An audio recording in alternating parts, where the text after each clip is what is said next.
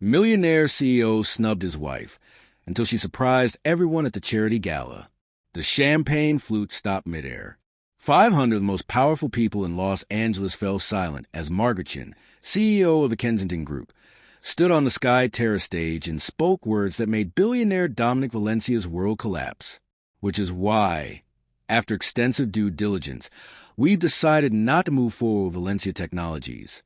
The gasp that rippled through the crowd was almost musical. Dominic stood frozen at the edge of the platform, his face draining of color. But Margaret wasn't finished. However, we are thrilled to announce a new partnership with a development company led by one of the most innovative architects in the country. Someone who's proven that sustainable, affordable, community-centered development isn't just idealistic, it's economically superior and socially essential. She turned, and her eyes found a woman in an emerald green dress standing in the crowd. A woman Dominic had dismissed as decorative. A woman he'd called quaint. A woman whose name he sometimes forgot to say. Isabel Reyes, would you join me on stage? The room erupted in confused whispers. People turned. That's Dominic Valencia's wife.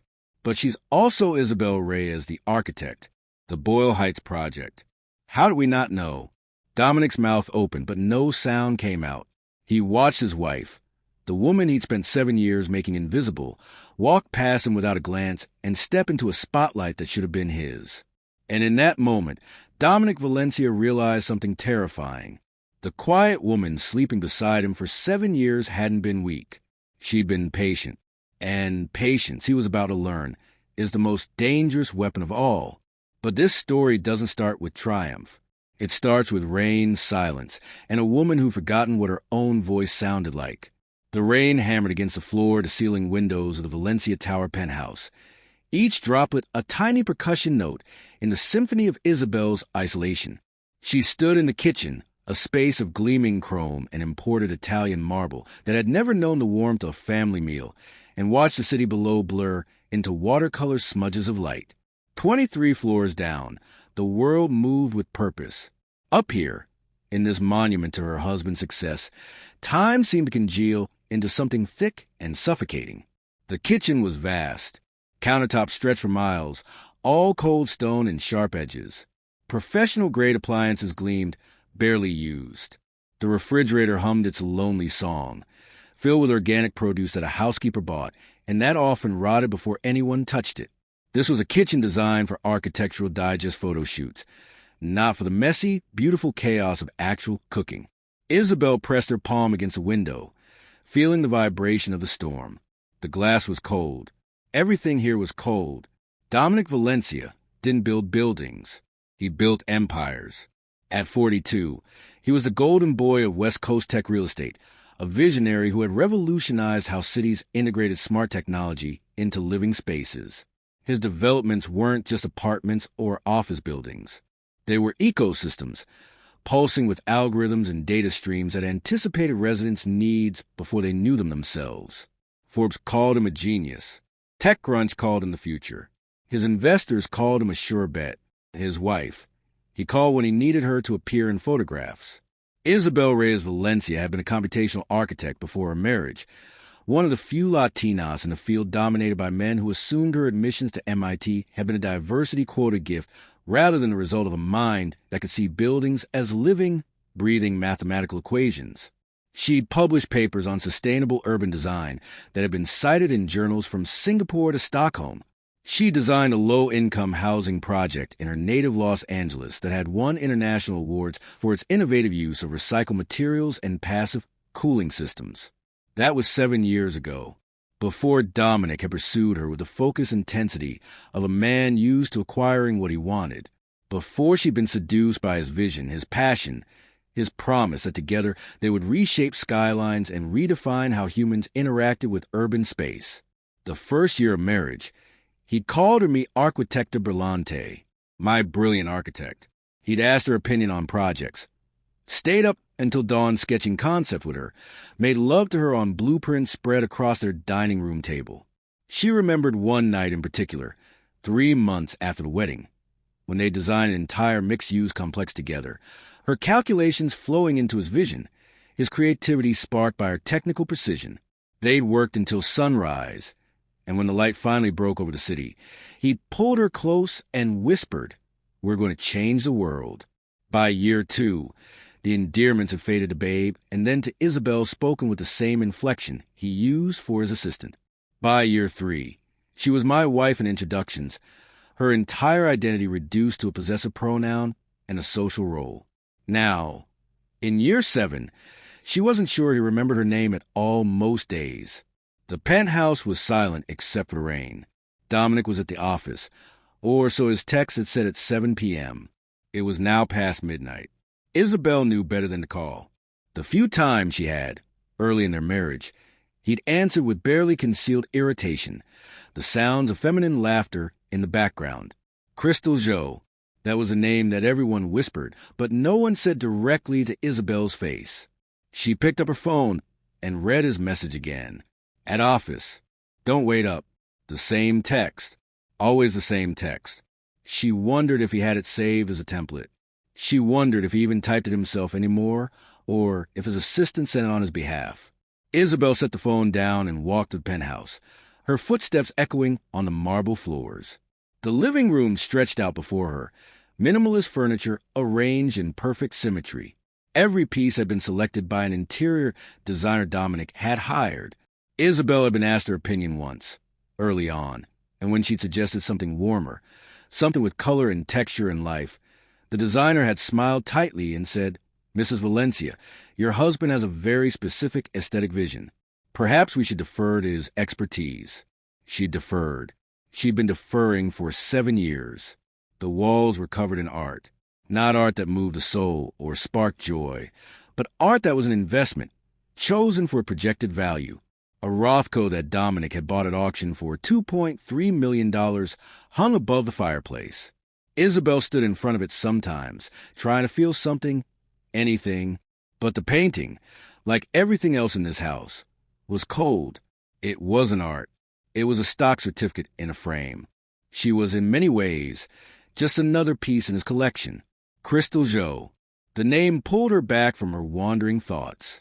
Crystal Jo, the VP of Design of Valencia Technologies, with her razor-sharp bob, her collection of vintage Chanel, and her habit of touching Dominic's arm during presentations as if she owned the right to his body. Crystal was everything Isabel had once been in Dominic's eyes. Sharp, ambitious, hungry, except Crystal had never made the mistake of loving him, which gave her all the power.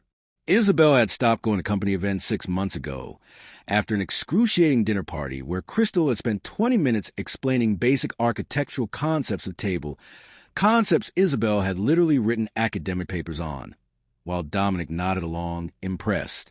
The memory rose up, vivid and sharp. They'd been at Dominic's favorite restaurant, Maestro, all dark wood and soft lighting, and plates that cost $300 each. There were 8 people at the table. Investors, mostly, and their perfectly groomed wives who smiled and nodded and never said anything of substance. Crystal had been holding court, her wine glass tilted just so, her voice confident and clear. The key to passive solar design, Crystal had said, is understanding thermal mass. You want materials that absorb heat during the day and release it at night. It's about creating a natural regulation system that reduces energy consumption. The table had murmured appreciation. Dominic had leaned forward, his eyes bright with interest. "That's brilliant, Crystal. That's exactly the kind of innovative thinking we need on the Santa Monica project." Isabel had sat there, her hands folded in her lap, and felt something crack inside her chest. She'd written her doctoral thesis on passive solar design in urban housing. She'd published a paper titled Thermal Mass Optimization in Low-Income Multifamily Dwellings that had been cited over 200 times. She'd given lectures on this exact subject at conferences around the world, and her husband was impressed by a basic, textbook definition delivered by his mistress. Isabel had cleared her throat softly. Actually, the challenge with thermal mass in contemporary urban design is balancing the heat absorption with adequate ventilation. In climates like Los Angeles, you risk overheating if you don't account for night flush cooling and cross-ventilation patterns. I did some research on this a few years ago. Crystal had smiled, the expression not reaching her eyes. Well, yes, of course there are challenges. There are always challenges. But that's what separates theoretical knowledge from practical application. Dominic had laughed. Not everyone can be a professional expert. Crystal. Isabel studied architecture in school, but you're actually building real projects in the field. There's a difference between theory and practice. The table had gone quiet. Not the good kind of quiet, the kind that hums with possibility. The bad kind, the kind that reeks of secondhand embarrassment and social discomfort. Isabel had felt every eye on her, felt the weight of their pity and their judgment and their relief that they weren't her. She'd excused herself to the bathroom and stood in front of the mirror, looking at a stranger, a woman in a champagne-colored dress chosen by a stylist Dominic's publicist had hired, hair blown out in soft waves that looked nothing like the tight curls she'd spent her childhood learning to love, makeup applied to make her look polished, which seemed to mean less brown, less herself. She'd earned her Ph.D. by 26. She designed buildings that still stood, still served communities, still mattered, and now she was best known for her ability to smile silently while her husband's mistress condescended to her. That night had been a catalyst, though she hadn't known it then. She'd simply gone home, climbed into the enormous bed she usually slept in alone, and made a decision. She would stop waiting for Dominic to see her. She would stop trying to shrink herself into whatever shape he currently needed. She would build something he couldn't ignore. The next morning, Isabel did something she hadn't done in years. She went to her storage unit. It was in a nondescript facility in Glendale, tucked between a car wash and a Vietnamese restaurant that made the best pho she'd ever tasted. The facility was called Secure Space, and it was the kind of place where people stored the overflow of their lives. Furniture from deceased relatives, boxes of old tax documents, Christmas decorations that only saw daylight 1 month a year. Isabel's unit was different. She punched in the code. The metal door rolled up with a mechanical groan, and she stepped into 7 years of secret work. The space was 10 feet by 15 feet, climate-controlled, and cost $200 a month that she paid from a bank account Dominic didn't know existed. The walls were covered in blueprints and renderings, layer upon layer designs that represented every idea Dominic had dismissed, every project he'd called too idealistic, every innovation he deemed not commercially viable. There were filing cabinets stuffed with calculations and environmental impact studies. There were binders of research on sustainable materials and renewable energy integration. There were sketches and models and prototypes of building systems that could revolutionize affordable housing. Isabel stood in the center of her storage unit and felt, for the first time in months, like herself. Because Isabel had a secret. She'd never stopped designing. Every project Dominic had dismissed, she documented and refined. Every sustainable housing concept, every community-centered development, every innovation in low-cost smart building technology, it was all here. She'd spent thousands of hours in this climate control room, building in the shadows, gathering strength. She'd been doing consulting work under her maiden name, Isabel Reyes, not Valencia, just Reyes. She'd been reviewing proposals for developers, writing technical papers published under her maiden name, serving as an anonymous expert witness in sustainable building litigation. The work had kept her sane, had reminded her that her mind still worked, that she still had value beyond being Dominic Valencia's decorative wife.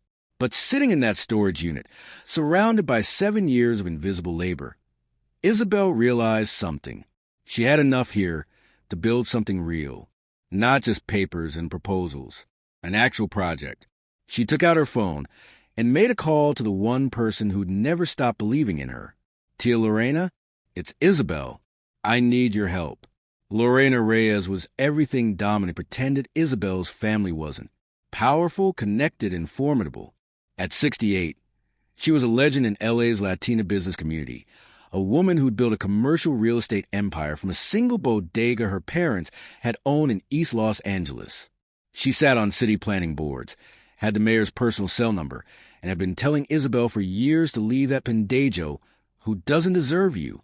They met at Lorena's office in downtown LA, a space that occupied the top floor of a building Lorena owned outright. The elevator opened directly into a reception area that smelled like cafecito and had walls covered with photos of ribbon-cutting ceremonies and community celebrations. Pictures of Lorena with city council members, with mayors going back 3 decades, with community leaders and business owners and families whose lives or developments had touched. Lorena appeared in the doorway of her private office, arms already extended. Mija.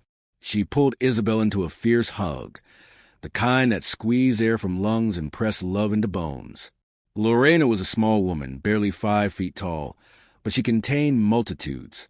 Her silver hair was pulled back in an elegant twist. Her suit was impeccably tailored. Her eyes, dark and sharp, missed nothing. "I wonder how long it would take you to wake up," Lorena said, pulling back to look at Isabel's face. She touched Isabel's cheek gently. "You look tired, Mija." "I am tired, Tia." Isabel felt the words catch in her throat. "I'm so tired of being invisible." "Then let's make you impossible to ignore. Come, sit.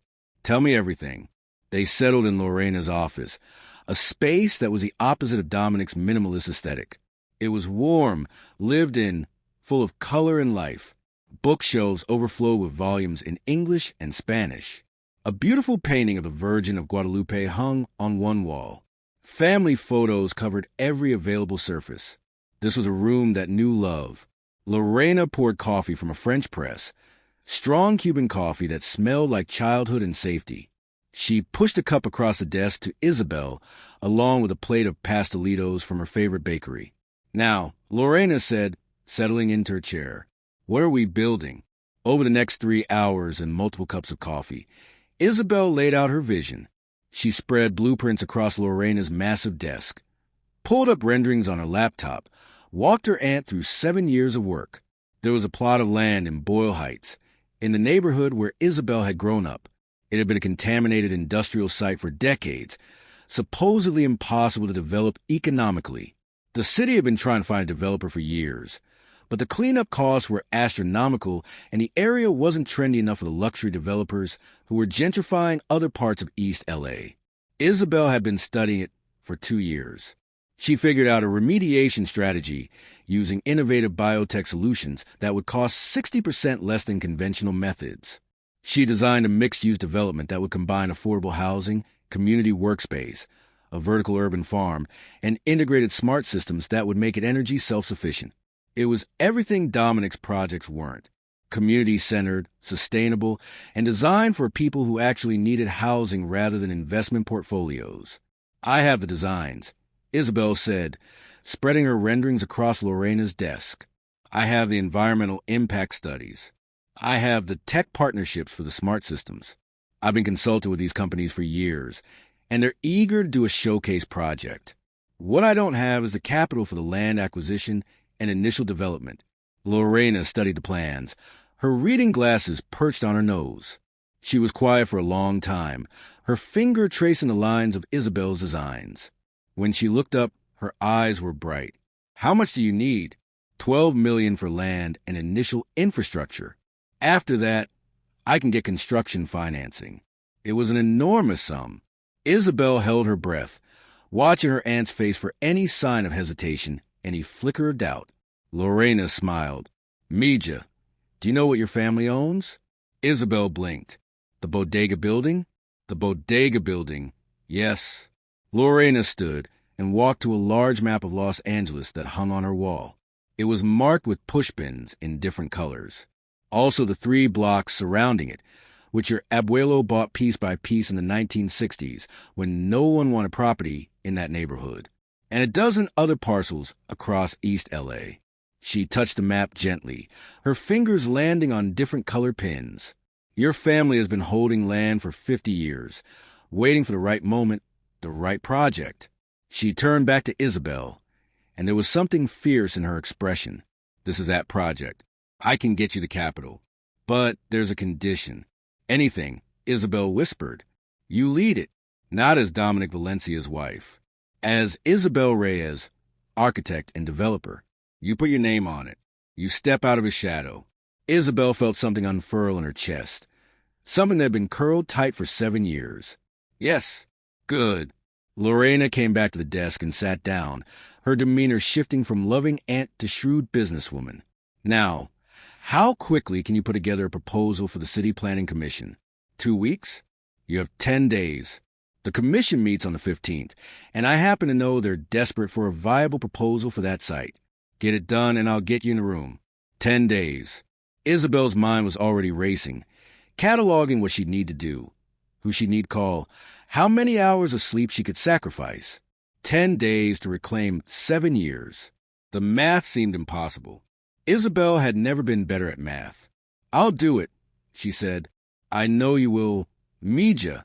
Lorena reached across the desk and squeezed Isabel's hand. And Isabel, when you walk into that commission meeting, I want you to remember something. You are a Reyes.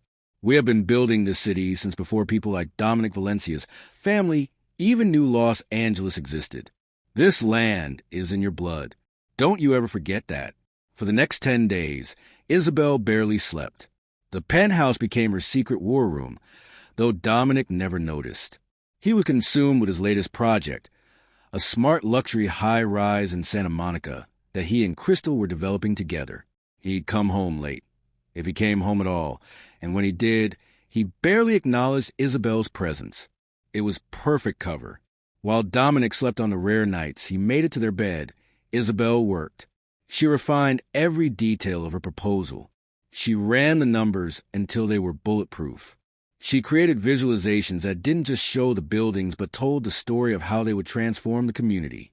She recruited a team of former colleagues who'd worked with her before her marriage, people who jumped at the chance to be part of something meaningful. Marco-chan, who'd been her partner on the award-winning housing project years ago, agreed to handle the structural engineering. Priya Desai, a sustainable systems expert, came on board to design the energy and water systems. James Kowalski, who specialized in community-engaged design, helped her develop the outreach strategy. They worked remotely, communicating through encrypted channels, meeting in coffee shops and libraries far from Dominic's usual haunts. It felt like running an underground resistance, which in a way it was. Isabel secured letters of support from community organizations in Boyle Heights. She reached out to the priest at Our Lady of Talpa, the church she'd attended as a child, and he enthusiastically endorsed the project.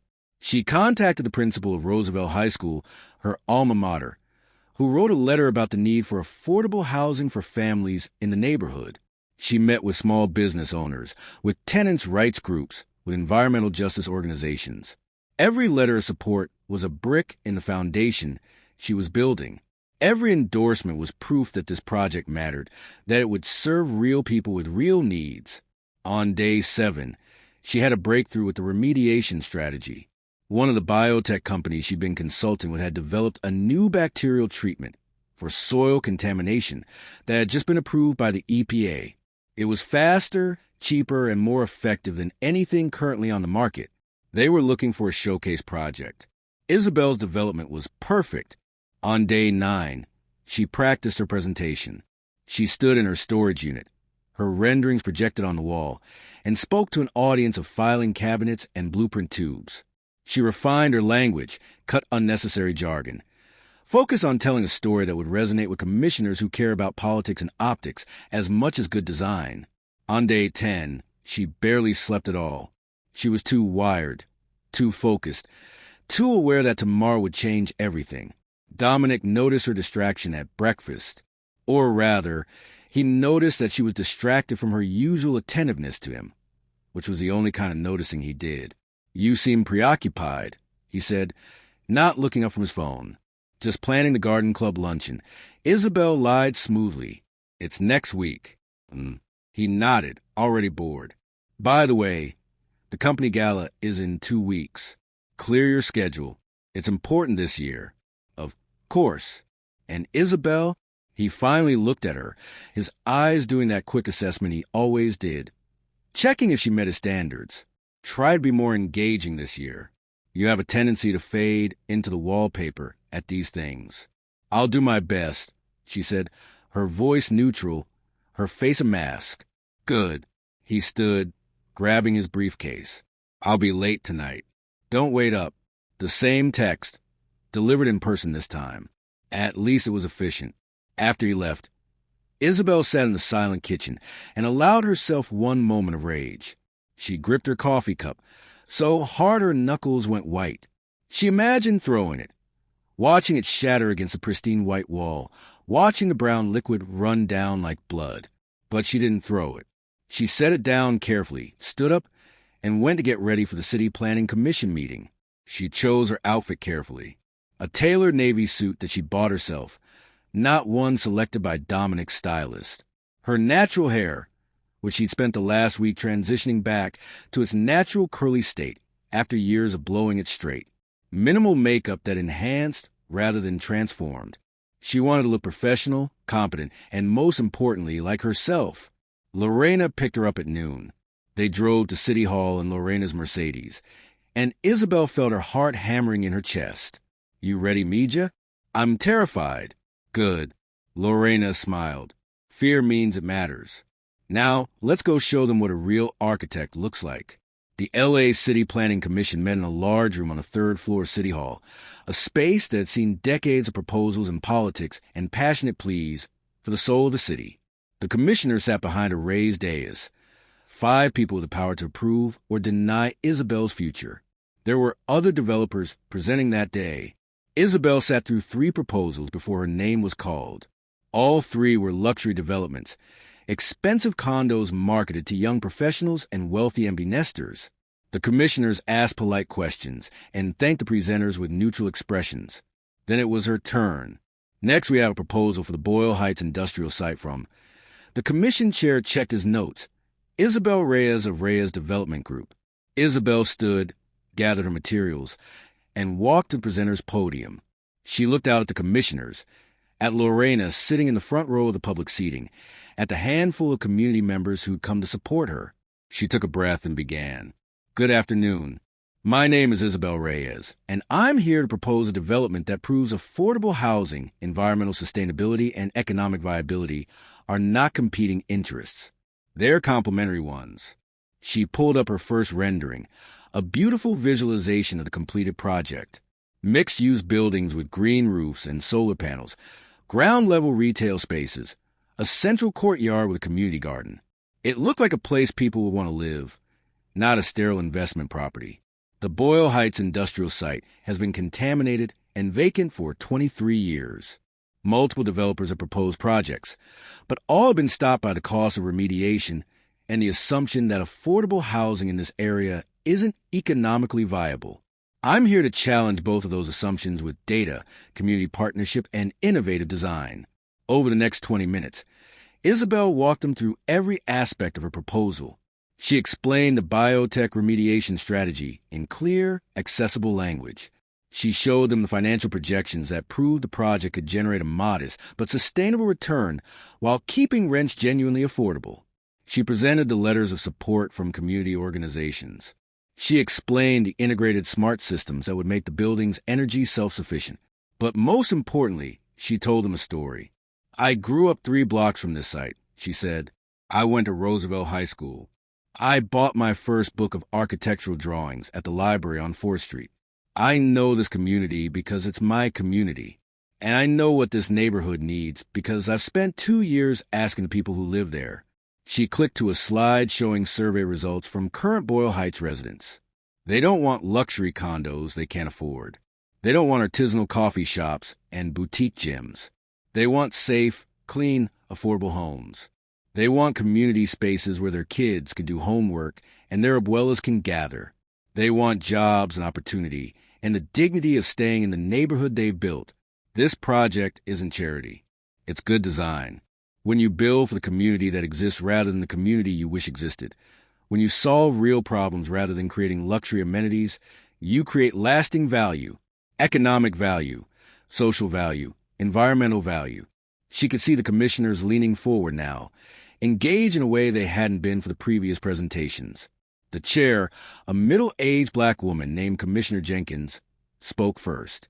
"Ms. Reyes, this is impressive work. Walk me through the financial structure one more time.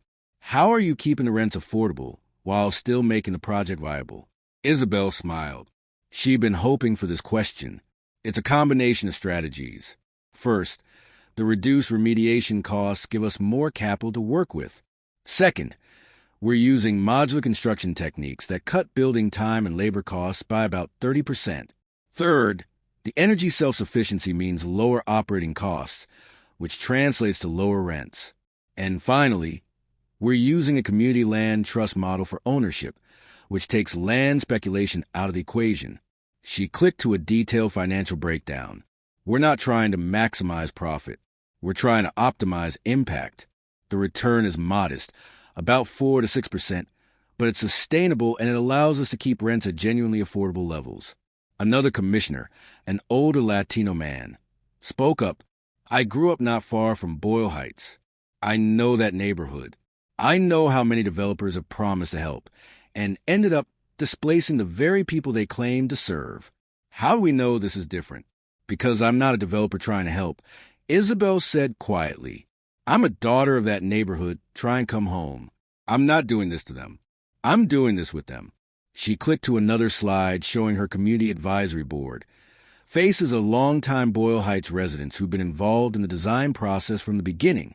Every decision we've made has been in consultation with community members. The retail spaces are sized for local small businesses, not chain stores. The community areas are designed based on how people actually use space in this neighborhood. We're not imposing a vision from outside. We're amplifying the vision that already exists within the community. The commissioners asked more questions. Isabel answered every one with clarity and confidence. She knew this project inside and out, knew it in her bones. After 40 minutes, Commissioner Jenkins looked at her colleagues and then back at Isabel. Ms. Reyes, if you'll excuse us for a moment, we'd like to confer. Isabel stepped away from the podium. Her heart was racing. Lorena gave her a thumbs up from the front row. The commissioner spoke in low voices for what felt like an eternity, but was probably only 3 minutes. Then they straightened, and Commissioner Jenkins spoke. Ms. Reyes, we've reviewed numerous proposals for this site over the years. This is the first one that actually addresses the needs of the community, while presenting a viable path forward. The Commission votes to approve the Reyes Development Group proposal for the Boyle Heights site, pending final environmental review and standard permitting processes.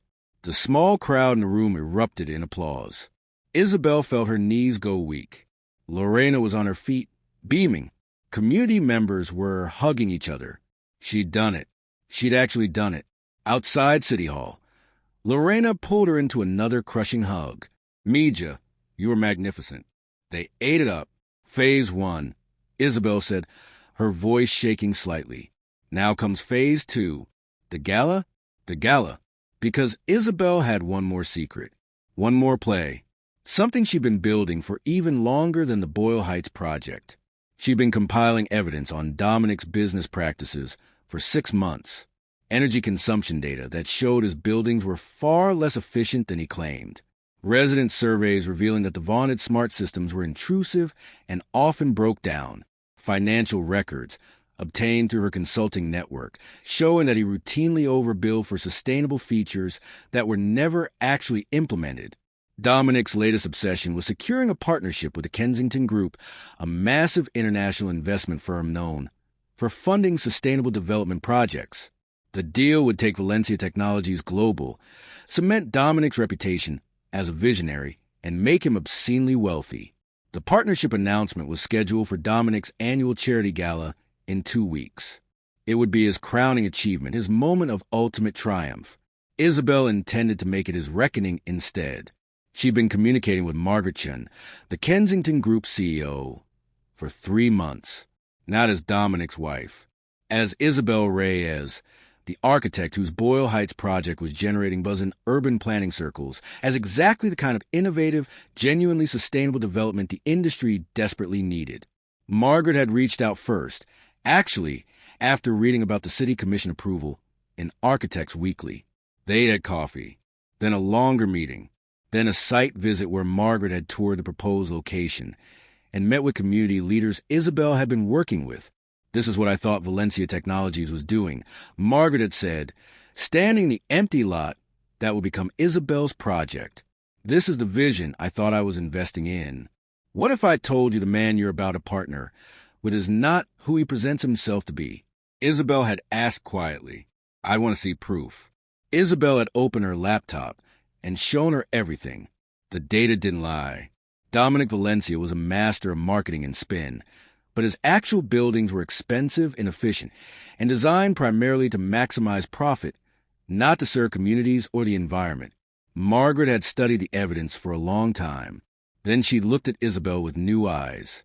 "You're his wife. I was his wife. I'm also an architect, a designer, a person with ideas and value. He just never bothered to look. What do you want from me? I want you to invest in projects that actually matter. I want you to hold people accountable for their claims. And I want you to help me show the world who Dominic Valencia really is." Now, 10 days after the city commission victory, Isabel stood in her dressing room preparing for the gala. Dominic's stylist, Miranda, had selected a silver gown for her to wear. It was elegant, expensive, and utterly bland. The perfect costume for fading into wallpaper. Isabel pushed it aside and pulled out a dress she'd been hiding in the back of her closet. She'd worked with seamstress in Boyle Heights, a woman named Rosa who'd made quinceanera dresses and wedding gowns for 3 generations of families. Together, they created something spectacular. The dress was deep emerald green, the color of life and growth and power. It was cut in clean architectural lines that honored Isabel's body rather than trying to reshape it. The fabric, a sustainable silk, caught the light and shimmered. It was bold, unapologetic, and utterly her. She did her own hair, letting her natural curls fall free. She did her own makeup, enhancing her features rather than covering them. When she looked in the mirror, she saw herself for the first time in 7 years. There was a knock on the door. Dominic appeared, already in his tuxedo, checking his watch. "Are you ready?" He looked up and stopped. "What are you wearing?" "A dress." "That's not what Miranda selected for you. I selected it for myself." He frowned, that expression of mild annoyance he wore when something wasn't conforming to his plan. "Isabel, tonight is important. I need you to look appropriate. I look like myself. That's the most appropriate thing I can be. We don't have time for whatever this is." He waved a dismissive hand, the same gesture he'd been using for 7 years. "Just change into the silver dress." 5 minutes. Isabel picked up her clutch, a small emerald bag that matched her dress perfectly. "I'm ready now. Are you coming, or shall I meet you there?" For a moment, genuine surprise crossed his face. Isabel had never contradicted him about something like this. She'd always been compliant, accommodating, invisible, but he was too consumed with the evening ahead to truly register the shift. He just sighed, the put-upon sound of a man dealing with an unnecessary inconvenience. "Fine, but stay close to me during the Kensington announcement. I want us to project unity." "Of course," Isabel said.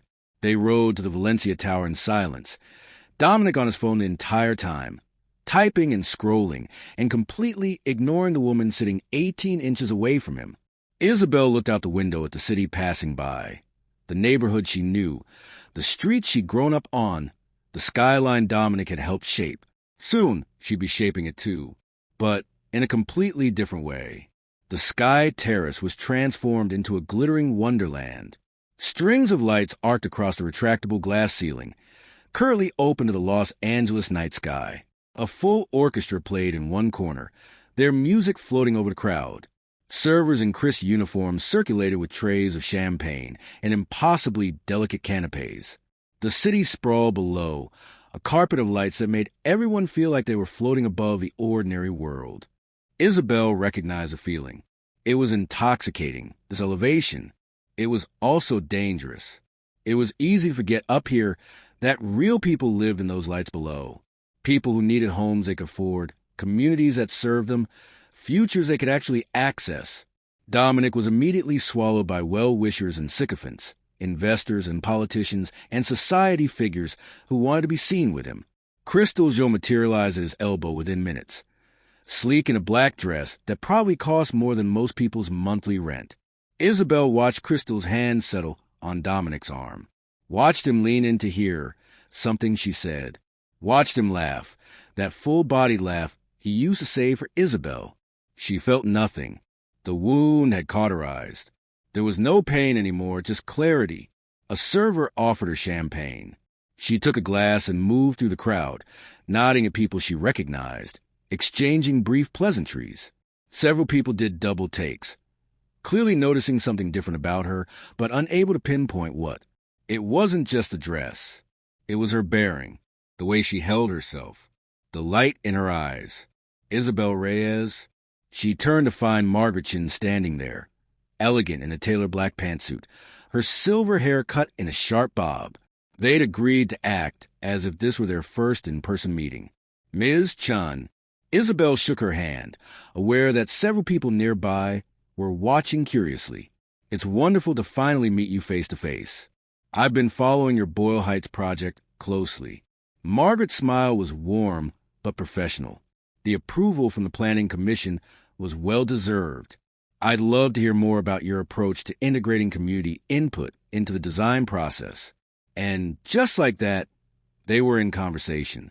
A real conversation about sustainable architecture and community development and the future of urban planning. Other people drifted over. Actual architects who knew Isabel's work under her maiden name. Urban planners who'd read her papers. Environmental advocates who'd been following the Boyle Heights project. For the first time in 7 years at one of these events, Isabel wasn't performing the role of Dominic Valencia's wife. She was being herself. Isabel Reyes, architect.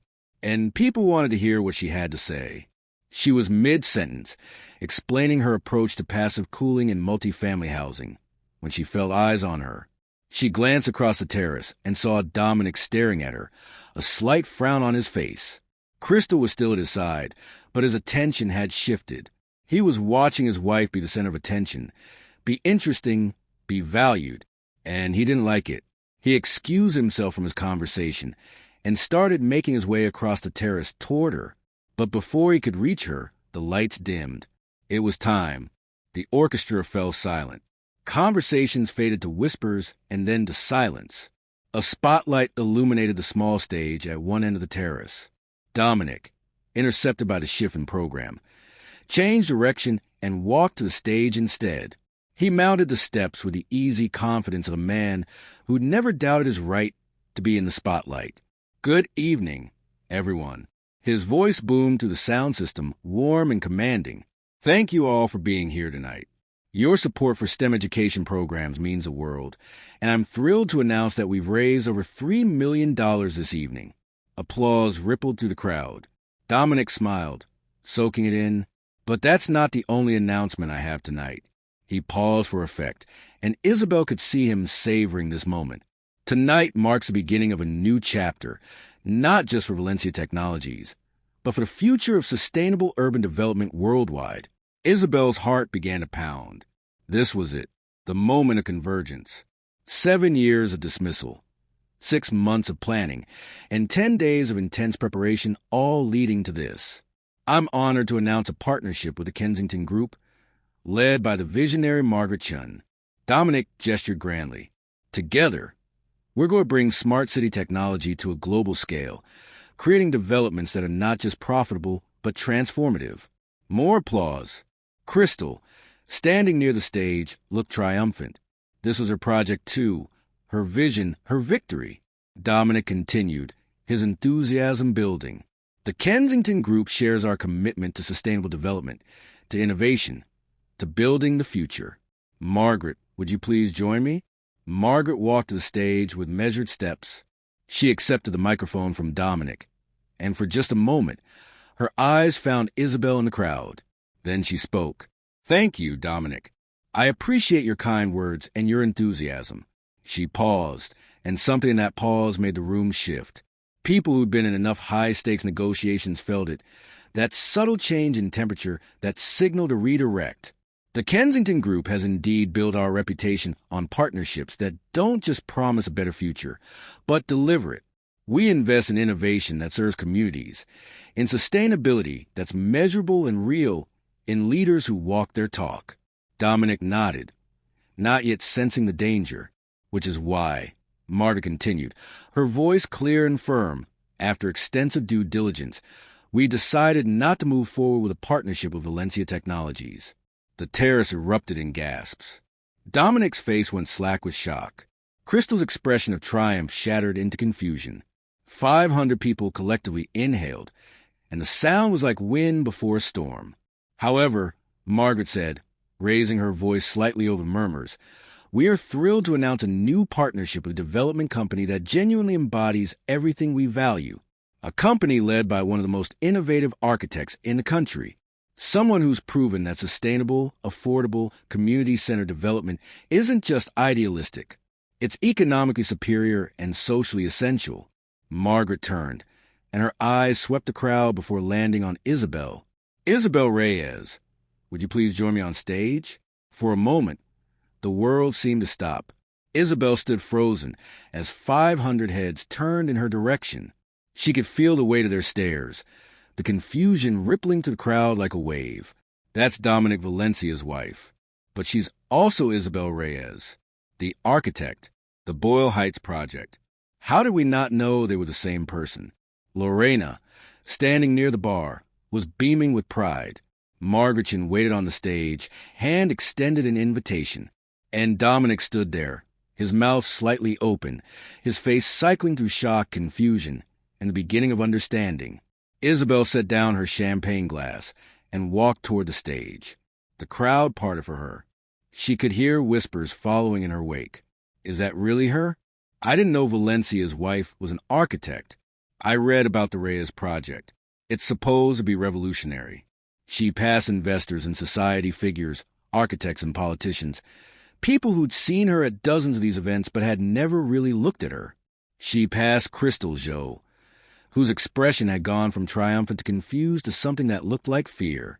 And then she passed Dominic. Their eyes met for one brief second.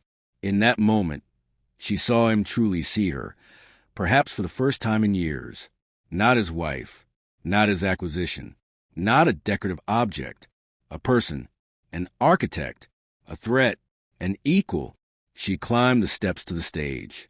Margaret stepped aside, giving Isabel the spotlight, the microphone, the moment. Isabel looked out at the sea of faces. The lights were bright and hot. Her heart was hammering, so hard she was sure the microphone would pick it up, but her hands were steady. "Thank you, Margaret." Her voice came out clear and strong, amplified across the terrace.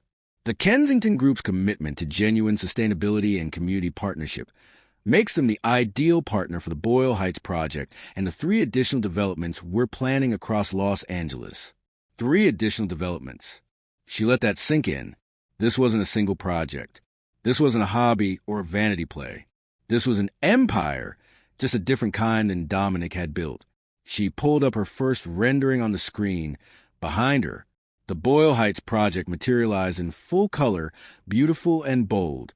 Mixed-use buildings with green roofs, solar panels integrated into the design, ground-floor retail spaces with large windows and welcoming entrances, a central courtyard filled with green space and community gardens. These aren't luxury buildings for investment portfolios. Her words were measured, deliberate. These are homes for actual people, designed with input from the communities they'll serve. They incorporate truly sustainable technologies, not marketed as buzzwords, but engineered as core systems. They prove that we can build beautifully, responsibly, and accessibly all at once. She clicked to the next slide, showing the technical specifications. Passive solar design with thermal mass optimization, gray water recycling systems, vertical gardens that provide fresh produce and natural cooling, smart systems that actually serve residents rather than harvesting their data for profit. She could see people in the crowd leaning forward, genuinely interested. Architects were pulling out their phones to take notes. Investors were exchanging glances. The press photographers were snapping photos rapidly. The goal isn't maximum profit. Isabel continued. It's optimal impact. We're building for multi-generational families who need 3 bedrooms on a working-class budget, for elderly residents who need accessible design and community connection, for young people trying to stay in the neighborhoods they grew up in, for everyone the current development model has left behind. She talked about the community land trust model that would keep housing permanently affordable, the jobs program that would train local residents in green building skills, the partnerships with local small businesses for the retail spaces, the community input process that had shaped every design decision. This is what genuine community-centered development looks like. Not developers deciding what a community needs from a boardroom downtown. Not luxury amenities marketed as public benefits. Real partnership, real listening, real service. The audience was completely silent now. Not the awkward silence of discomfort, but the focused silence of people absorbing something important. For too long, we've accepted a false choice. That we can either build profitably or build responsibly. That we can either create beauty or create affordability. That we can either innovate or serve communities. Isabel's voice grew stronger, more passionate. These are lies we tell ourselves to justify extractive development that serves wealthy investors at the expense of actual people. We can do better. We must do better. And the Boyle Heights project proves that we can. When she finished, the applause started slowly, just a few people clapping. Then it grew, spreading to the crowd like wildfire, building to something thunderous. People were on their feet. Not everyone, but enough. Architects and urban planners and community activists, and even some investors who could see the potential in what she was describing. Isabel stood in the spotlight and felt, for the first time in 7 years, fully herself. Margaret joined her, shaking her hand for the cameras, and then spoke into the microphone again. The Kensington Group is committing $50 million to the Reyes development projects over the next 5 years. We believe Isabel Reyes represents the future of sustainable urban development, and we're honored to partner with her. $50 million. The number echoed across the terrace. This was real. This was happening. Isabel descended from the stage on shaking legs. The crowd pressed in immediately. People wanted to congratulate her, ask questions, hand her business cards, request meetings. It was overwhelming and wonderful and terrifying all at once. A hand gripped her elbow, hard. She turned to find Dominic, his face flushed with anger. "We need to talk. Now." His voice was low but intense. Several people nearby noticed, stepping back slightly, sensing the tension. Crystal appeared at his other side, her expression cold. "Dominic, not here." Crystal's voice was tight. "You're making a scene." But Dominic wasn't listening. He pulled Isabel toward the edge of the terrace, away from the main crowd, to a quieter corner near the glass railing. The city sprawled below them, indifferent to their drama. What the hell was that? His voice shook with barely contained rage. "You humiliated me, in front of everyone, at my event." "Your event?" Isabel pulled her arm free from his grip. Her voice was calm, almost gentle, which seemed to infuriate him more. "Dominic, I've been planning this for months. The project, the funding, the partnership. I didn't use your event. I just stopped hiding mine. You went behind my back." He was grasping for the moral high ground, trying to position himself as the wrong party. "You lied to me. You've been secretly building some kind of rival company. Like you went behind mine with Crystal? For 3 years?" Isabel's voice was still quiet, but it cut like a blade. "Let's not pretend you have the moral authority here." Crystal, who'd followed them, made a small sound. Dominic's face went from red to white. "That's different. That's business. We work together. You sleep together." Isabel shook her head. "I'm not doing this here. I'm not playing this game anymore. My attorney will contact you about separation. You can keep the penthouse, the company, all of it. I don't want your life anymore. I want mine. You can't just leave." Dominic's voice cracked slightly, and for a moment, Isabel saw something that might have been genuine emotion beneath the anger. Fear, maybe, or loss, or just wounded pride. "Isabel, you're my wife. I was your wife. Past tense. I was also an architect, a designer, a person with ideas and value. You just never bothered to look." She turned to walk away. Dominic grabbed her wrist. "Isabel, wait. We can talk about this. We can work this out." She looked down at his hand on her wrist, then up at his face. "For 7 years, I waited for you to see me, to value me, to treat me like a partner instead of a possession. I'm done waiting." She pulled free and walked away. Behind her, she heard Crystal's voice, sharp and angry. "Dominic, let her go. We have damage control to do. This is a disaster. Do you know what this does to our Santa Monica project? To our reputation? Isabel didn't look back. She walked through the crowd, which parted for her again. People tried to stop her, to talk, to congratulate, but she kept moving. She needed air. She needed space. She needed to process what had just happened. She found Lorena near the bar. Her aunt took one look at her face and nodded. "Let's go, Mija." They rode the elevator down in silence, walked through the lobby where security guards and staff stared at them, stepped out into the Los Angeles night, where Lorena's driver was waiting. Only when they were in the car, pulling away from Valencia Tower, did Isabel finally let herself feel it all. The adrenaline crash hit her like a wave. Her hands started shaking. Her breath came in short gasps. Lorena pulled her close. "Breathe, Mija. Just breathe. You did it. It's done. You're free." Isabel pressed her face into her aunt's shoulder and cried. Not sad tears. Not defeated tears. The fierce, cleansing tears of someone who'd been holding everything in for far too long and could finally let go. "I can't believe I actually did that," she whispered. "I can." Lorena stroked her hair. "I've been waiting 7 years for you to remember who you are. Tonight, you showed the whole city. What happens now?" "Now," Lorena leaned back to look at her. "Now you build. Now you create. Now you live your life on your own terms. And if that pendejo tries to make trouble, he'll find out that the Reyes family doesn't back down."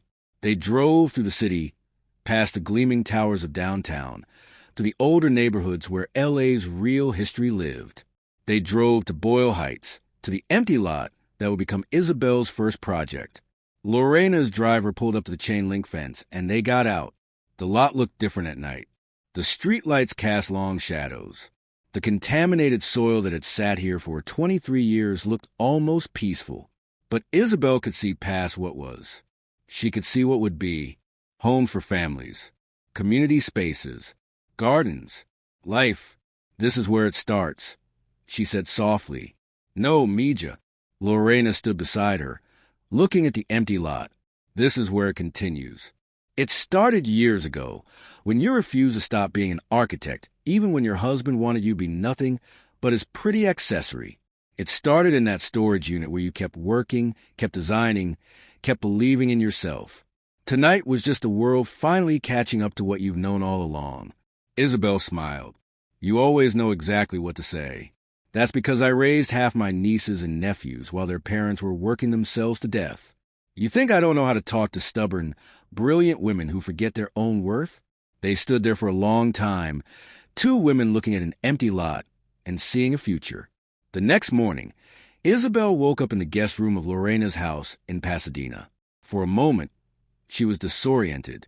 The room was smaller than the penthouse bedroom, warmer, filled with family photos and handmade quilts. Light streamed through lace curtains.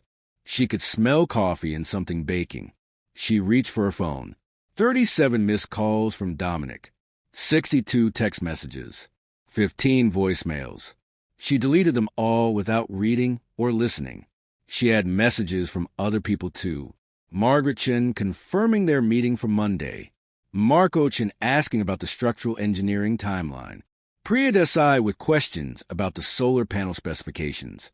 James Kowalski forwarding a press request from the LA Times. The LA Times wanted to interview her. Isabel Reyes, architect, not Mrs. Dominic Valencia. She got out of bed and looked at herself in the mirror. Her hair was a mess. Her eyes were puffy from crying, and she'd slept in her makeup. She looked terrible. She looked beautiful. She looked free. Downstairs, Lorena was in the kitchen, making chilaquiles and strong coffee. "Good morning, Mija. How'd you sleep?" "Like the dead." Isabel sat at the kitchen table, a solid wooden thing that had probably fed 3 generations of family. "How are you so calm?" "I just blew up my entire life." "Did you, though?" Lorena set a plate of chilaquiles in front of her, the tortillas perfectly crispy, the salsa the right amount of spicy. "Or did you just stop pretending to be someone you're not?" Isabel took a bite. The food was delicious, real, nothing like the artfully arranged meals the penthouse chef prepared. "I don't know what to do next." "Yes, you do. You have a meeting with Margaret Chun on Monday. You have a team waiting for your direction. You have a project to build. The only difference is now you don't have to hide it. I need a lawyer for the divorce. Already called my attorney. Lorena poured coffee into a mug that said world's best tia. He's the best. He'll make sure that Pendejo doesn't try to claim any part of your work. Can he do that? Try to claim it? He can try. Lorena's smile was sharp. But every piece of your work is documented and dated. That storage unit you've been paying for? That's proof you've been developing these projects independently. The bank account in your name, the consulting work under your maiden name, the fact that you funded the initial work with your grandmother's inheritance, not as money, you're bulletproof media. How do you know about all of that? Because I've been watching, waiting, making sure that when you were ready to leave, you could do it cleanly. Lorena sat down across from her. Did you think I didn't know what was happening? I've been married twice, buried one husband and divorced another. I know what a woman looks like when she's planning her escape. I just made sure you had the tools you needed. Isabel felt tears prick her eyes again. Thank you. Don't thank me. Just build something beautiful. That's thanks enough. Over the next few weeks, Isabel's life transformed completely. She moved into a small apartment in Highland Park, a 2-bedroom place with hardwood floors and big windows, and rent she could actually afford on her consulting income. It wasn't luxurious, but it was hers. She met with Margaret Chin and the Kensington Group investment team. They formalized a partnership, drew up contracts, established timelines. The $50 million commitment was real, structured as investment capital that would fund 4 projects over 5 years. She assembled her full development team. Marco, Priya, and James became her core partners. They hired additional staff, architects, engineers, community liaisons, project managers, people who believed in the work, who wanted to build things that mattered. The LA Times ran their interview on the front page of the business section. The headline read, "From Invisible Wife to Visionary Developer, How Isabel Reyes Built an Empire in Secret."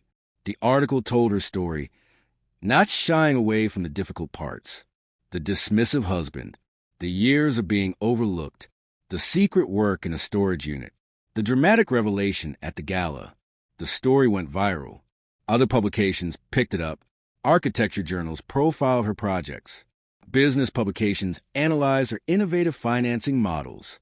Women's magazines celebrated her as an icon of quiet resistance and ultimate triumph. Not everyone was supportive. There were think pieces questioning whether she'd been entitled to use information from Dominic's world. Reddit threads debating whether her public revelation had been too cruel. Twitter arguments about the ethics of her approach. Isabel didn't read most of it. She was too busy working. The divorce proceedings were exactly as messy as expected. Dominic fought everything, trying to delay, trying to claim community property rights to her projects, try to paint her as vindictive and calculating. But Lorena's attorney, a sharp-eyed man named Robert Fernandez, was better. He presented the documentation. The storage unit lease in Isabel's name dating back 7 years. The bank account funded by her grandmother's inheritance. The consulting contracts under her maiden name. The project files with timestamps proving she developed everything independently. The judge, a no-nonsense woman in her 60s, looked at Dominic's lawyer and said, "Your client is trying to claim ownership of work his wife did secretly because he dismissed her professionally for years? That's not community property. That's poetic justice." The divorce was finalized in 4 months. Isabel kept everything that was actually hers, which was everything that mattered. Dominic kept the penthouse, Valencia Technologies, and his reputation, which was considerably more damaged than it had been. The Santa Monica project he'd been developing with Crystal fell apart when 3 investors pulled out, citing concerns about Valencia Technologies' actual sustainability record versus its marketed image. The data Isabel had compiled and shared with Margaret Chin found its way to other investors, to journalists, to regulatory agencies. Dominic's empire didn't collapse, but it definitely cracked. He was no longer the untouchable golden boy. He was a cautionary tale about hubris and underestimation. Crystal Jo left Valencia Technologies 3 months after the gala, taking a position with a competitor. Industry insiders said she'd seen the writing on the wall and jumped before the ship fully sank. Isabel tried not to pay attention to any of it. She had her own empire to build. 6 months after the gala, she stood on the Boyle Heights site in a hard hat and work boots. The contaminated soil had been fully remediated using the innovative biotech treatment. The foundations were being poured, massive concrete structures that would support buildings designed to last generations. Her team surrounded her. Marco was reviewing structural plans with the general contractor. Priya was meeting with the solar panel installers. James was doing a walking interview with a community radio station, explaining the project to the neighborhood. The noise was incredible. Concrete mixers rumbling. Workers calling to each other in English and Spanish. Machinery beeping and grinding. It was a sound of creation, of transformation, of something new being born. Tia Lorena appeared at Isabel's elbow, also in a hard hat. Looking good. Mija, it's really happening. Isabel couldn't keep the wonder out of her voice. Of course it's happening. You made it happen. Lorena pointed to a group of children watching construction through the fence. See them? In 2 years, some of them will be living here. They'll have safe homes, clean air, community spaces. Because you decided to stop being invisible. A reporter from Architectural Digest approached, asking for a quote for their innovation issue. A university representative wanted to confirm the details for Isabel's keynote speech on sustainable urban design. A community leader from East LA asked about consulting on a similar project in their neighborhood. Isabel handled each conversation with grace and confidence. This was her world now. Not Dominic's shadow, but her own light. That evening, after the work site had quieted and the crews had gone home, Isabel sat on the hood of her car and looked at the skeleton of the first building rising against the sunset. The steel beams caught the golden light, transforming the construction site into something almost beautiful. Her phone buzzed. A text from an unknown number. She almost deleted it, assuming it was another journalist or investor. But something made her open it. It was from Dominic. I saw the Architectural Digest piece. The project looks good. You were right. I should have listened. Isabel stared at the message for a long time. A year ago, 6 months ago, even 3 months ago, these words might have meant something. Might have cracked open some old wound, released some complicated mix of vindication and pain. Now they were just words. Too little, too late, and ultimately irrelevant to the life she was building. She didn't respond. She simply turned off her phone and sat in the quiet, watching the light fade over a project, her vision, her future. If you're feeling inspired by Isabel's journey, I need you to do something for me right now. Hit that like button if you believe in second chances and reclaiming your power. Drop a comment telling me what part of the story hit you the hardest. And subscribe to Stories with Mr. Parker, because every week we bring you narratives that remind you of your own strength. Now, let's see where Isabel's story goes from here. 1 year after the gala, the Boyle Heights project was taking shape. The buildings had risen to their full height. The exterior walls were going up, and you could finally see the vision Isabel had been carrying in her mind for so long. The green roofs were installed, already planted with drought-resistant native plants. The solar panels gleamed in the sun. The community courtyard was taking form, with young trees and protective cages waiting to grow into the shade canopy Isabel had designed. The leasing office opened 6 months ahead of the first move-in date, and there was a waiting list of over 300 families. Isabel and her team carefully reviewed each application, prioritizing longtime Boyle Heights residents, families with children, elderly people who needed accessible units. This wasn't first come, first served. It was intentional, equitable, designed to serve a community that had waited 23 years for something to replace the contaminated eyesore. Isabel was in the temporary office reviewing lease applications when James stuck his head in. You have a visitor. I'm not expecting anyone. I think you'll want to take this meeting. A woman in her early 30s entered, dressed in business casual, carrying a leather portfolio. She had kind eyes and a nervous smile. Ms. Reyes? My name is Natalie Park. I'm a reporter with the New York Times. I'm doing a feature on innovative affordable housing models, and your work keeps coming up in my research. Would you be willing to talk? The New York Times. Isabel gestured to the chair across from her makeshift desk. Of course. What would you like to know? Over the next 2 hours, Natalie asked thoughtful, probing questions, not just about the technical aspects of the buildings, but about Isabel's philosophy, her journey, her vision for the future of urban development. Tell me about the moment you decided to stop hiding your work, Natalie said, her recorder sitting between them on the desk. Isabel thought about how to answer. It wasn't one moment. It was 1,000 small moments of being dismissed, being overlooked, being treated like I didn't matter. And then one night at a dinner party, my husband praised his mistress for explaining a concept I'd literally written my dissertation on. Something broke. Or maybe something finally healed. I realized I'd been complicit in my own erasure. I'd been waiting for permission to be myself. And I decided to stop waiting. What would you say to other women who feel invisible in their own lives? That invisibility can be a choice or a weapon. Isabel leaned forward, her voice intense. If someone is making you feel invisible, you can shrink and fade, or you can use that invisibility to build something they'll never see coming. Use the time they're not watching you to become undeniable, and then step into the light on your own terms. Natalie smiled. That's powerful. One more question. Do you have any regrets about how you handled the revelation? Some critics have said it was unnecessarily public, unnecessarily cruel. Isabel considered this. I don't regret telling the truth publicly. My husband built his reputation on claims of sustainable, community-centered development that weren't backed up by his actual work. Investors deserve to know that. Communities deserve to know that. Was it dramatic? Yes. But sometimes the truth is dramatic. And I'd spent 7 years being quiet and polite and invisible. I was done with that. The article ran 3 weeks later. The headline, Building While Invisible, How Isabel Reyes Revolutionized Affordable Housing from Her Husband's Shadow.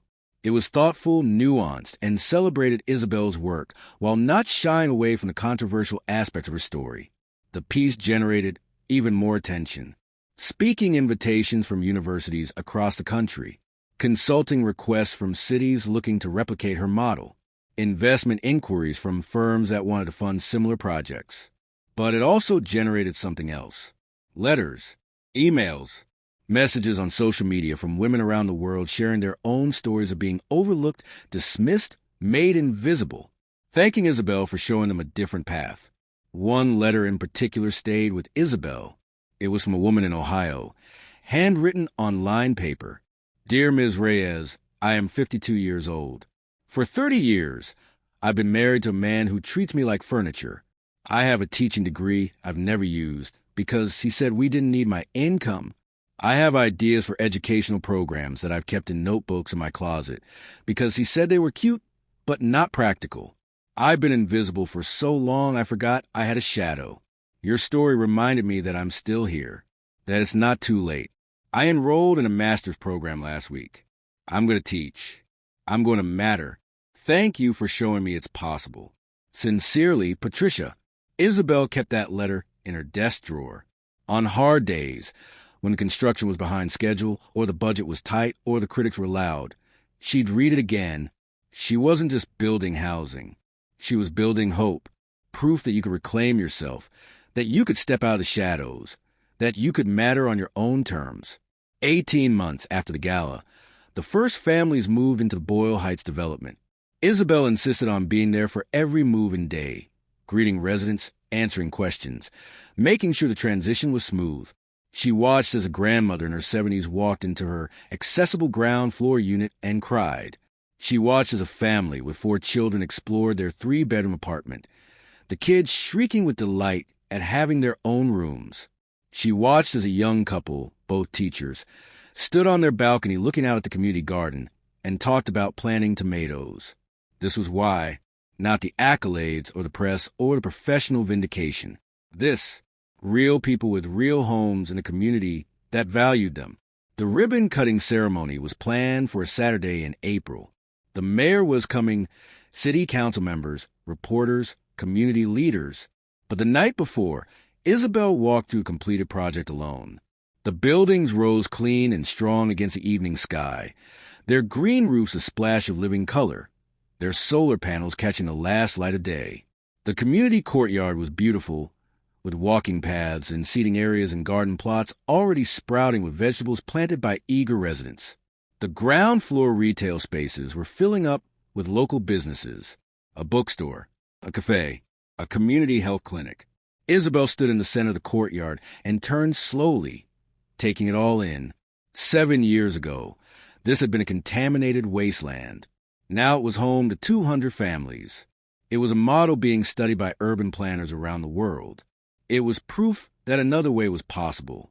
You built something beautiful, Mija. Isabel turned to find Lorena standing there, smiling. I thought you were coming tomorrow for the ceremony.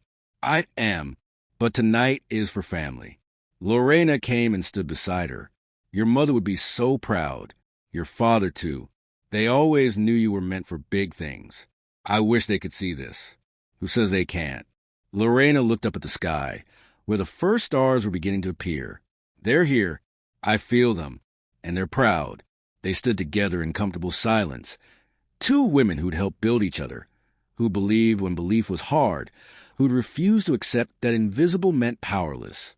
The ribbon cutting the next day was perfect. The mayor gave a speech about innovative approaches to affordable housing. Community leaders thanked Isabel for listening, for caring, for building with them instead of for them. Residents shared stories of what the project meant to their families. When it was Isabel's turn to speak, she stood at the podium and looked out at the crowd. Hundreds of people, press cameras, city officials, but also residents, neighbors, families whose lives have been touched by this project. 2 years ago, she began, I stood in front of the City Planning Commission and said that affordable housing, sustainability, and economic viability weren't competing interests. They were complementary ones. This project proves that. But it proves something else, too. She paused, gathering her thoughts. It proves that the people closest to the problems are often closest to the solutions. That listening matters more than dictating. That building for communities, instead of building at them, creates something stronger and more beautiful. That patience isn't weakness. It's strategy. Her eyes found Lorena in the crowd. It proves that family isn't just who raises you. It's who believes in you when you forget to believe in yourself. It proves that it's never too late to reclaim your voice, your vision, your power. And maybe most importantly, it proves that being invisible isn't the end of your story. Sometimes it's just the beginning. Sometimes the shadow is the perfect place to build something undeniable. And when you're ready, you step into your own light. The applause was thunderous. But Isabel was looking at the families standing in front of their new homes, at the children playing in the courtyard, at the community that had been built not just in concrete and steel, but in hope and possibility. After the ceremony, after the officials had left and the press had packed up their cameras, Isabel sat on a bench in the courtyard. Residents were having an impromptu celebration, music playing from someone's apartment, children running and laughing, neighbors meeting neighbors. A little girl, maybe 7 years old, approached shyly. Are you the lady who built our house? I helped build it, but a lot of people work together to make this happen. It's really nice. I have my own room. The girl's smile was radiant. Thank you. You're welcome, sweetheart. The girl ran off to join the other children, and Isabel felt something settle in her chest.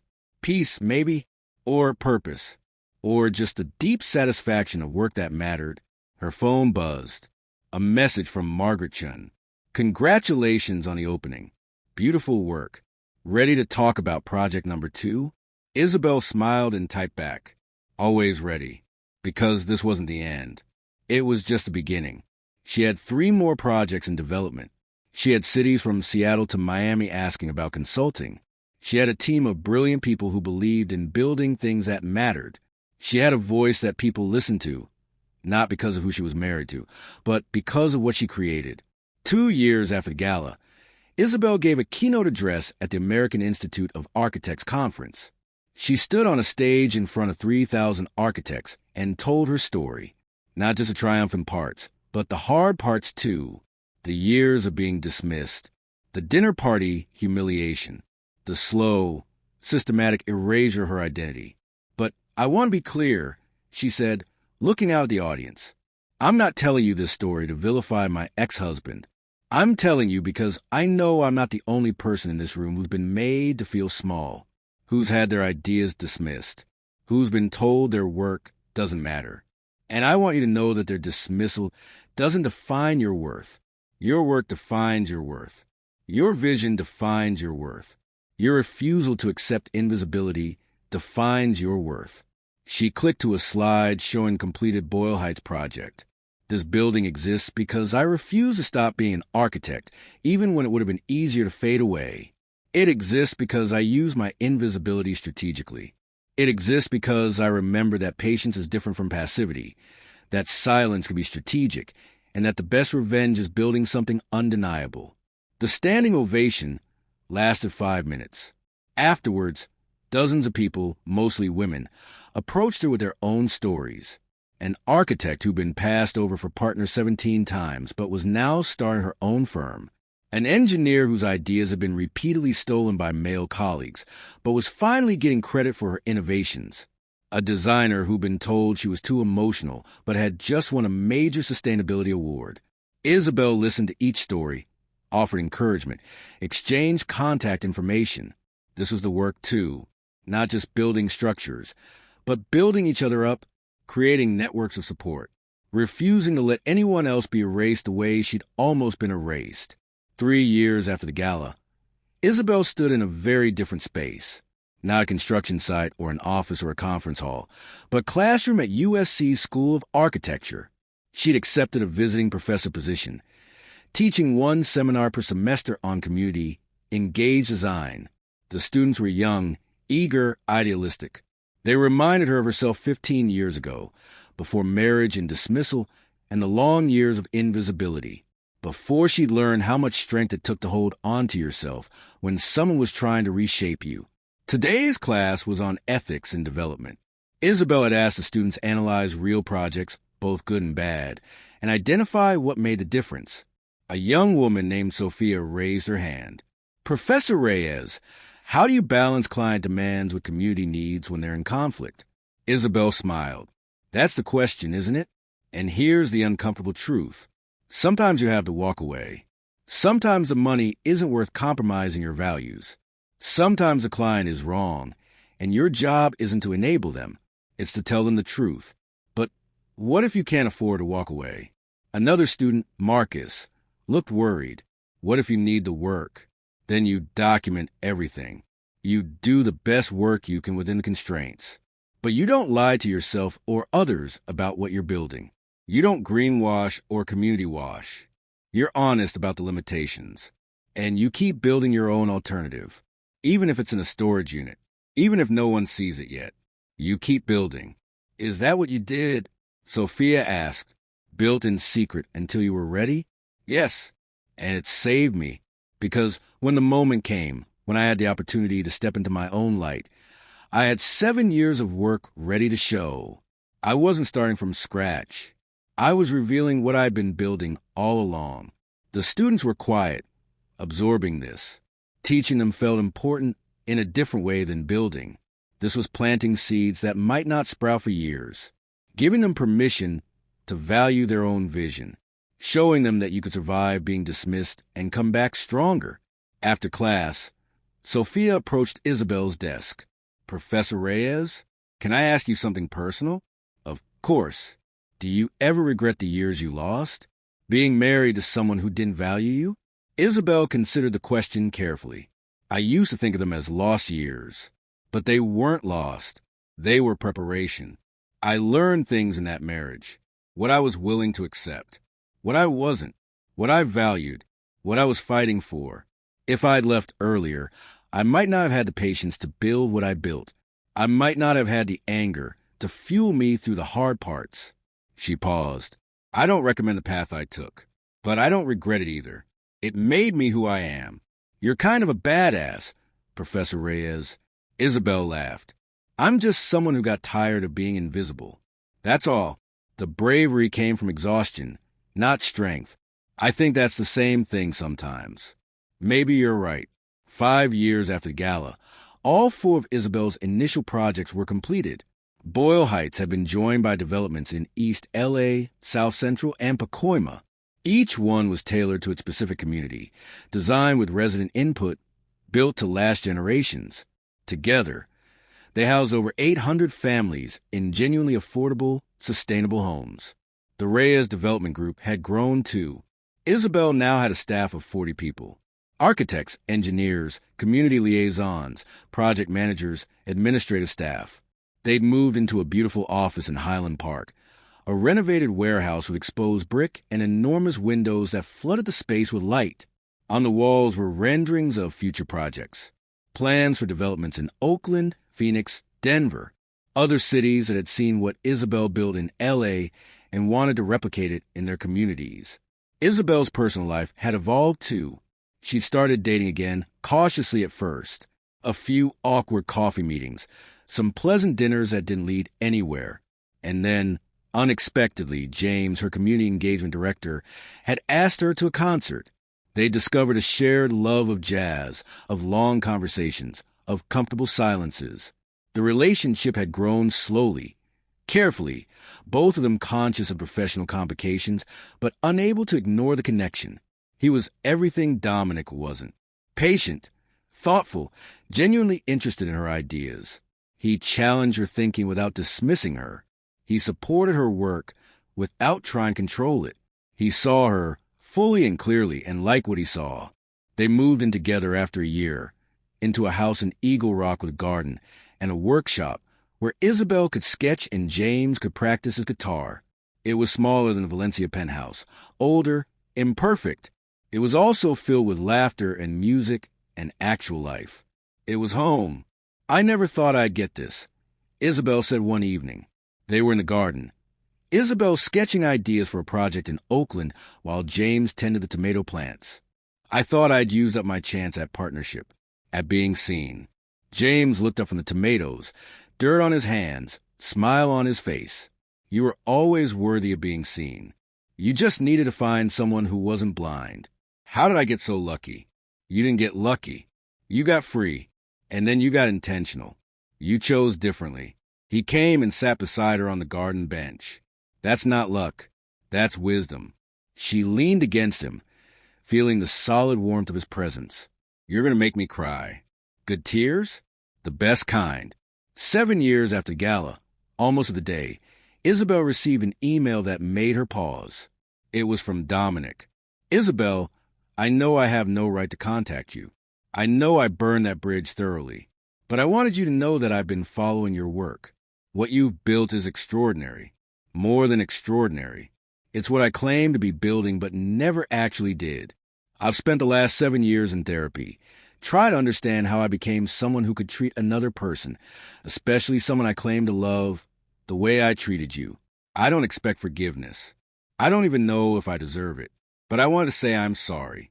For all of it. For making you invisible. For dismissing your brilliance. For wasting years we could have been actual partners. You were right. About everything. I should have listened. I'm sorry it took me 7 years to say that. I hope you're happy. You deserve to be." Dominic. Isabel read the email 3 times. She felt James come up behind her, rest his hand on her shoulder. "Everything okay?" Email from Dominic. An apology. After 7 years? Apparently therapy takes time. She turned to look at James. He says he's sorry. That I was right. That he should have listened. How do you feel? Isabel thought about it. Nothing. I feel nothing. Maybe a little sad for him that it took him this long to figure out basic decency. But I don't need his apology. I don't need his validation. I stopped needing anything from him a long time ago. Are you going to respond? Isabel closed the laptop. No, he said what he needed to say. I don't owe him absolution or continued conversation or anything else. That chapter is closed. She stood and walked to the window of their home office. Outside, the garden was blooming. Tomatoes and peppers and herbs they'd planted together. A life they'd built together, with mutual respect and genuine partnership. I used to think I needed him to see me to prove I mattered. She said quietly, that's what kept me trapped for so long. Waiting for him to notice, to value me, to give me permission to be myself. The real freedom came when I realized that seeing me was irrelevant. I could see myself. That was enough. James joined her at the window. You know what I love about you? What? You turned pain into purpose. You could have become bitter, could have let that experience close you off. Instead, you built something that helps hundreds of families. You teach students to value themselves. You show other women that invisible doesn't mean powerless. You took the worst experience of your life and transformed it into your greatest work. I had help. Isabel leaned against him. Tia Lorena, you, my team, all the people who believed in me. But you did the work. You made the choice to stop being invisible. That was you. 10 years after the gala, Isabel was invited to give a TED Talk. The topic, Building While Invisible, how patience became my superpower. She stood on the red circle in front of 1,000 people and millions who would watch online, and she told her story one more time. But this time, the focus wasn't on Dominic or the dramatic revelation, or even the beautiful buildings she created. It was on the women who emailed her, who stopped her after speeches, who sent handwritten letters sharing their own stories of invisibility and emergence. The teacher who went back to school, the engineer who started her own firm, the designer who finally demanded credit for her work, the mother who left an abusive marriage, the daughter who pursued her dreams instead of her parents' expectations. We talk about visibility like it's always a goal, Isabel said, her voice carrying across the auditorium. We celebrate people who are loud, who command attention, who take up space.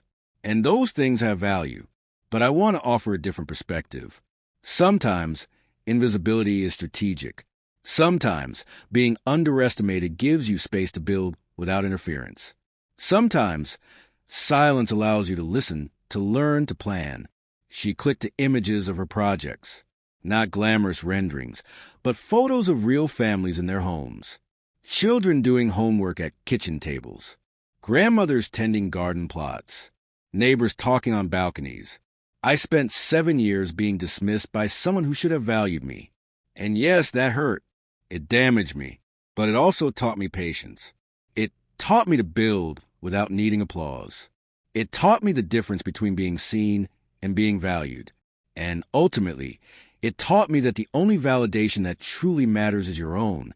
The question isn't how do we make people see us. The question is, how do we see ourselves clearly enough that their blindness becomes irrelevant? How do we value our own work enough to keep building even when no one's watching?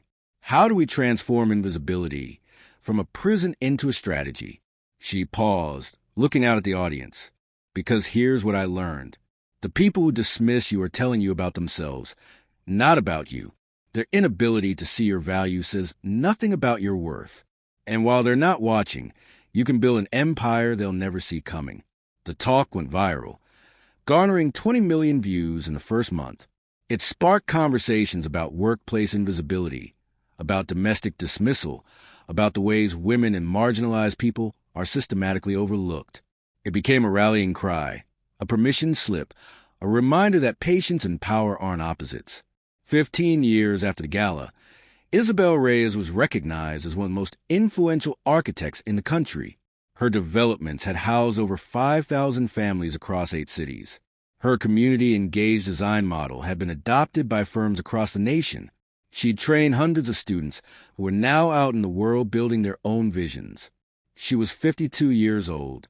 Her hair was starting to silver at the temples. She had reading glasses she had to wear for detailed drawings. Her back ached sometimes after long days on construction sites. She'd never been happier. On a Saturday morning, she and James drove to Boyle Heights, to the first project, now 15 years old. The buildings had aged beautifully. The trees in the courtyard had grown tall, providing shade in the summer heat. The green roofs were lush. Children who'd moved in as babies were now teenagers. Some of the original residents had moved on, replaced by new families, but many remained. Isabel walked the courtyard, greeting residents she'd known for over a decade. Mrs. Hernandez, who'd been among the first to move in, waved from her balcony. Mija, come have coffee. They sat in Mrs. Hernandez's apartment, drinking cafecito and eating pan dulce. The apartment was filled with family photos, grandchildren and great-grandchildren, life lived and celebrated. You know what you gave me? Mrs. Hernandez said, refilling Isabel's cup. Not just a home, dignity. For 60 years, I lived in places where the landlord didn't care if the heat worked, if the roof leaked, if we had hot water. Places where we were just a rent check. Here I matter. We all matter. That's what you built. Not just walls. Dignity. Isabel felt tears prick her eyes. That's all I ever wanted. To build places where people felt valued. You did good, Mija. You did so good. Walking back to the car, James took Isabel's hand. You okay? I'm perfect.